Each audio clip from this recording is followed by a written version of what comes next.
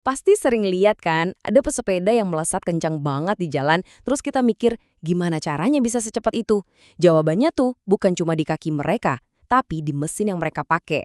Soalnya, road bike itu bukan sekedar sepeda biasa. Ini tuh alat rekayasa presisi, perpanjangan kekuatan tubuh kita yang emang dirancang cuma buat satu hal, kecepatan. Jadi, apa sih rahasia di balik perbedaan kecepatan yang drastis banget ini? Di satu sisi ada sepeda yang ngebut, di sisi lain ada sepeda yang buat santai. Ini bukan cuma soal seberapa kuat kita mengayuh loh. Yuk, kita bedah misteri ini satu persatu. Nah, perbedaan fundamentalnya itu ada di sini. Road bike itu lahir dari filosofi performa. Setiap komponennya didesain buat memaksimalkan kecepatan. Sebaliknya, sepeda kota dibuat untuk kenyamanan dan fungsi praktis, kayak buat bawa belanjaan gitu. Jadi ini bukan cuma soal gaya, tapi dua dunia rekayasa yang benar-benar beda total. Oke, sekarang kita masuk ke konsep kunci yang pertama. Kita sering banget fokus ke sepedanya. Padahal bagian terpenting dari persamaan performa ini adalah ya tubuh kita sendiri. Gimana caranya road bike mengubah Anda jadi mesin yang jauh lebih efisien? Sebelum lanjut, kita perlu paham dulu musuh utama dari kecepatan, hambatan aerodinamis, atau gampangnya kita sebut drag aja.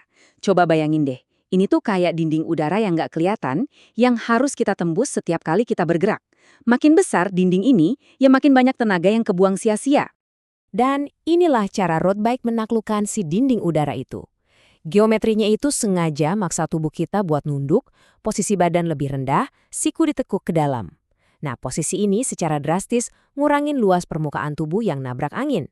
Jadi, kita bukan lagi sekedar mengayuh, tapi secara aktif motong udara, mengubah tubuh dan sepeda jadi satu kesatuan aerodinamis yang super efisien. Oke, setelah bahas posisi tubuh, sekarang waktunya kita fokus ke teknologinya. Yuk kita lihat lebih dalam gimana sepeda itu sendiri dirancang sebagai sebuah mesin performa. Material itu benar-benar jadi game changer. Rangka karbon modern beratnya bisa cuma sekitar 7 kg, sementara rangka baja zaman dulu bisa sampai 15 kg.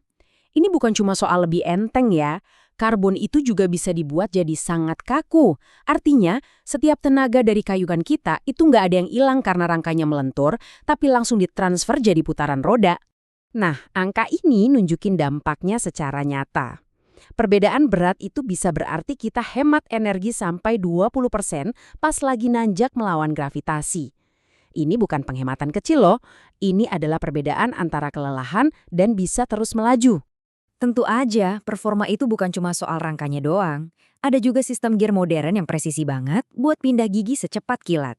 Terus, ban yang tipis dan bertekanan tinggi buat meminimalkan gesekan sama aspal. Plus, rem cakram canggih yang ngasih kita kontrol penuh bahkan di kecepatan tinggi. Setiap detailnya itu dirancang untuk efisiensi. Kita udah bahas teorinya, teknologinya juga udah. Sekarang kita sampai di puncaknya. Kita lihat data konkret yang membuktikan seberapa efektif sih semua ini. Grafiknya udah ngomong sendiri ya. Kalau kita bandingin potensi kecepatan rata-ratanya, road bike itu bukan cuma sedikit lebih unggul. Kesenjangannya itu besar banget. Ini menunjukkan gimana semua elemen desain tadi, aerodinamika, material, teknologi, nyatu buat menciptakan hasil yang luar biasa. Dan kalau kita ubah jadi angka, ini benar-benar impresif. Studi ilmu olahraga nunjukin ada peningkatan kecepatan rata-rata sekitar 15-20%. Coba bayangin, buat setiap jam kita bersepeda, kita bisa menempuh jarak yang lebih jauh dengan usaha yang sama. Ini efisiensi yang bisa diukur.